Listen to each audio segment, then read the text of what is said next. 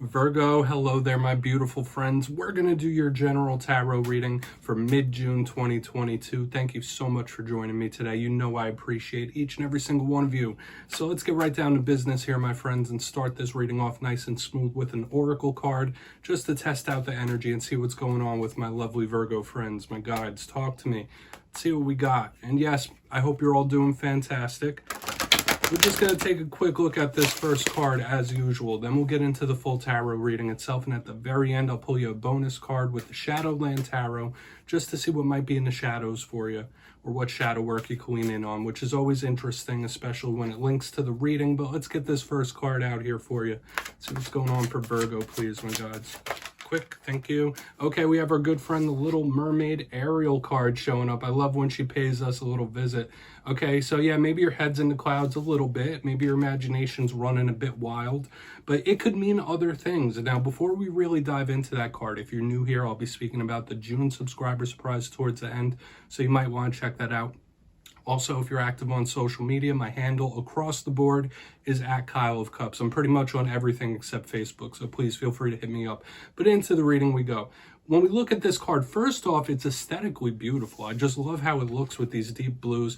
But in meanings of divination, it's very similar to the Little Mermaid story, right? You see this mermaid, she is in that beautiful sea surrounded by gorgeous things, but her mind is in the clouds. She's imagining. So right now your head could be going in a lot of different ways, thinking. Maybe your imagination is extra fruitful in this time, but this mermaid is focused on where they want to be. Notice she's not focused on where she is right now. So future focus. I've been seeing that a lot for earth signs in recent weeks, like a heavy future focus. Now, as human beings, we all focus on the future, the present, the past in differing amounts. But when this card shows up, if you're not planning for the future, you might want to when a card like that pops out. But for another portion of you, it could just be thinking what, like a little daydreaming.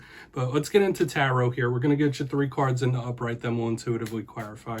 I always say that first oracle card doesn't make or break the reading. It's just a little footnote for us. So let's get these first 3 out, my guys. Talk to me. What do we got for Virgo? Now, last week's reading was titled An Unexpected Talk. The week before that was Big Victory Incoming. So it seems like we turned a corner in regards to energy. You know, readings always fluctuate. You only take what hits for you. But for a while there, we were getting some dicey readings, and it seemed a bit more positive in recent weeks. But we'll see what we have for you this week. As I always say, nothing is set in stone. So you only take what hits for you, and this could be other people in your sphere of influence as well. Get these first 3 out. What we got? Thank you.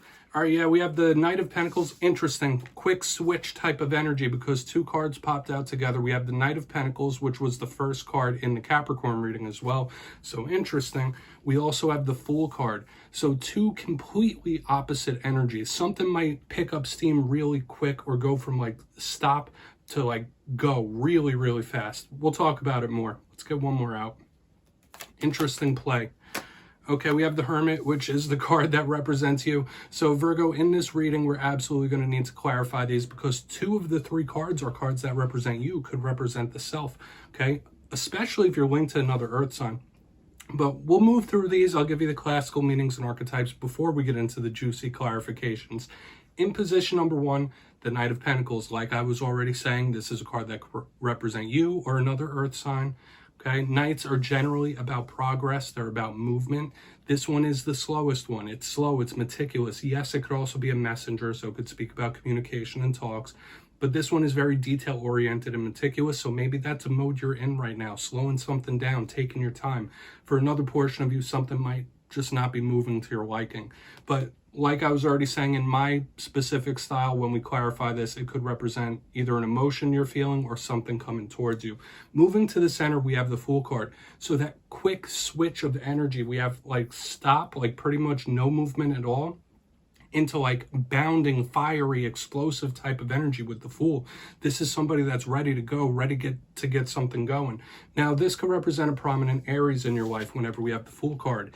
indicative of new journeys, starting new chapters, right? There is a jovial energy tied to this Fool. It's not glum, it's not sad. So you might be optimistic about things, or you could be starting something new or wanting to start fresh. I do like this. So I find it interesting that we go from that slow to fast, like something picking up a lot of steam. So we're going to want to clarify this as well.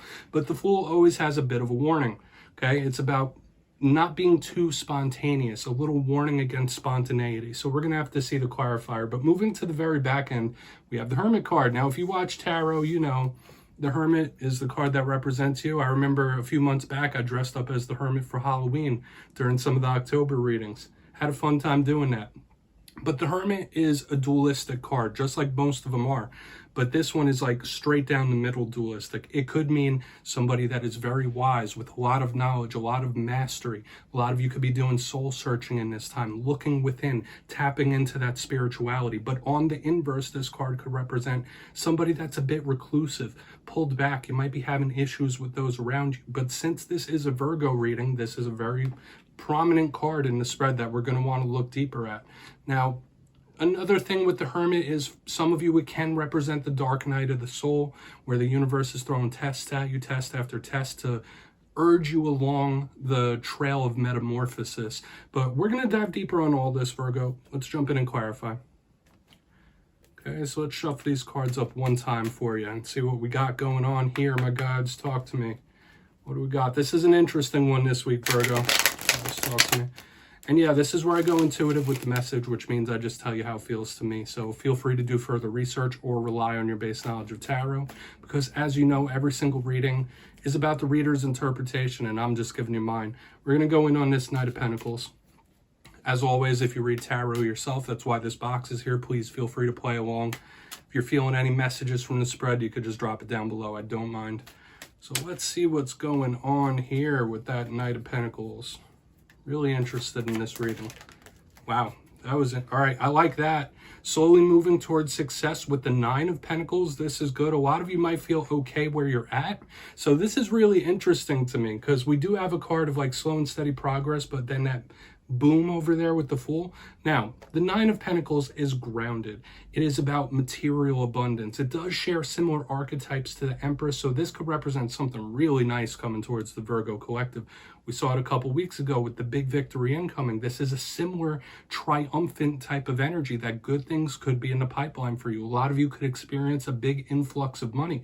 But for another portion of you, if it isn't an incoming victory or win or triumph in this time, this could easily just represent you with long-term plans and goals, knowing what you need to do to win in this journey of life, to get all that it is that you want. All right, I do like this. It's a very positive omen here. The Knight of Pentacles with the Nine of Pentacles. It bodes well for money.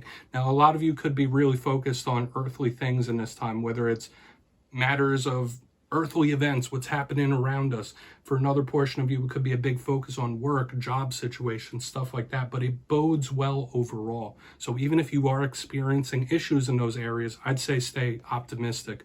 So let's keep moving. We're going to go over to that Fool. We're not going to get too hung up here. I could keep talking about these all day probably. So why is the Fool here? Thank you. All right. Judgment in the upright. I would not get too comfy though. All right, Virgo, there are always going to be unplanned situations, unplanned happenstances, unexpected things, surprising things. Life has a funny way of throwing you curveballs. Okay, maybe some of you just needed to hear that. But for another portion of you, yeah, life could be coming to throw you a curveball soon. Like, oh, well, you thought this was the path?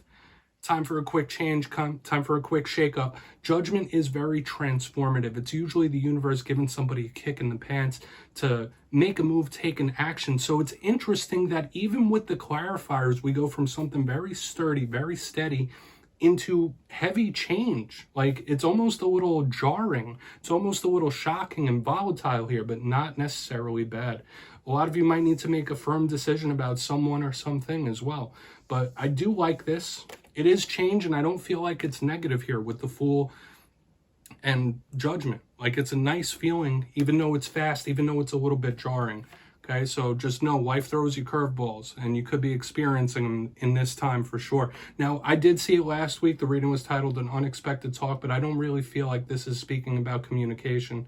Okay, like that unexpected, surprising energy is still there, but it might be situations around you or plans, like plans have to change. We're going to keep it moving. We're going to see what's up with that Hermit. Then we'll do a quick recap. Very interesting reading this week, Virgo. And of course, you could always do further research on all this. But why is this Hermit here for Virgo, please? Thank you. All right, yeah, we got the Queen of Swords in the upright. So maybe some of you are linked to an air sign when this Queen of Swords shows up.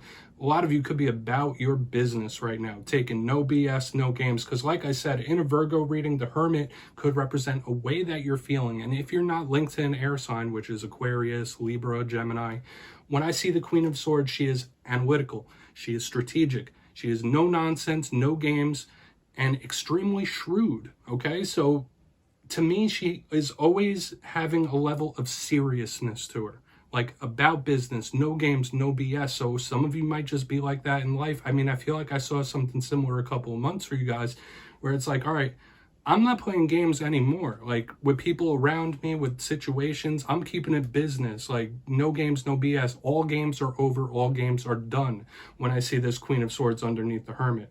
Yeah, some of you might be feeling a little cold as well. I don't necessarily feel like it's a bad thing, but I feel a good portion of you are just on task about business. You know what you need to do. You know what you got to do, and you're going to do it. Nothing is going to hold you back. Okay? Like I said, no games, no BS. So very dynamic type of reading this week. And of course, we could pull other things here. I mean, when we have the reclusiveness of the Hermit and the Queen of Swords, there might be someone around you that's a little hurt or in their feelings, but I'm not going to take that route here.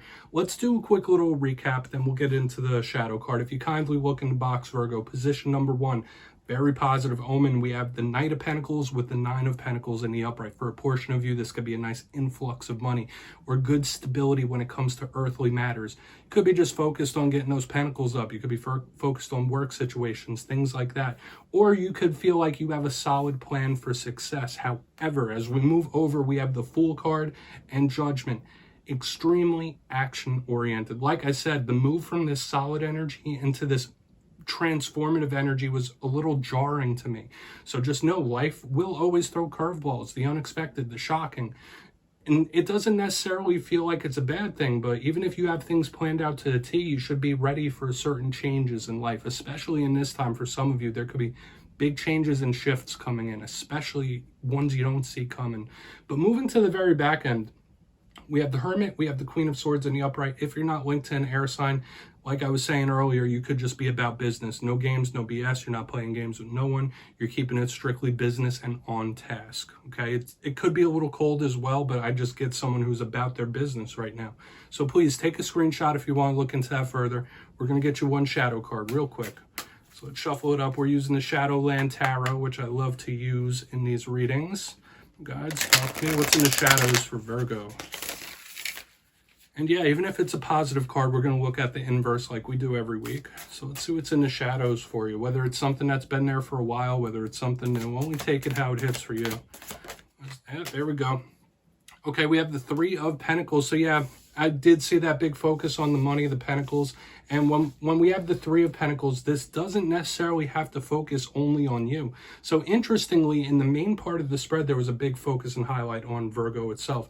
But the Three of Pentacles, yes, a lot of you could be in some yucky work situations, or you might not be too happy with something tied to your money in this moment. Good thing we had a positive omen though. But the Three of Pentacles is how someone works together as a group, as a team. So this to me could be representing an unsavory individual in your circle. Okay, so you're going to want to watch out for that. Like usually this card to me is people that work together for a common cause. This is like lone wolf type of energy, or someone who's a thorn in the side for the group around them. So you're going to want to watch out for this, aside from monetary issues. So Virgo, that's what I have for you this week, my beautiful friends. Don't click away just yet. I'm going to give you the details of the June subscriber surprise. If you got your name in for the May subscriber surprise, the winners will be in my community tab on June 1st. But for the June subscriber surprise, I'm giving away 2 copies of one of my most favorite decks of all time, the Gilded Tarot Royale. So if you'd like to get your name in for this, 2 simple things as always. First, you must be subscribed, which I'm sure you already are. And second, since there are so many wonderfully talented tarot readers on YouTube, just drop down in the comments 1 or 2 of your favorite readers. You'll be entered to win. And at the end of the month, as always, I'll announce the winners in the community tab. My friends, thank you so much, and I'll see you next time.